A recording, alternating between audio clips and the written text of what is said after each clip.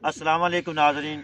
मेरे साथ इस वक्त मौजूद हैं शाह मोहम्मद खोखर, थाना हड़प्पा,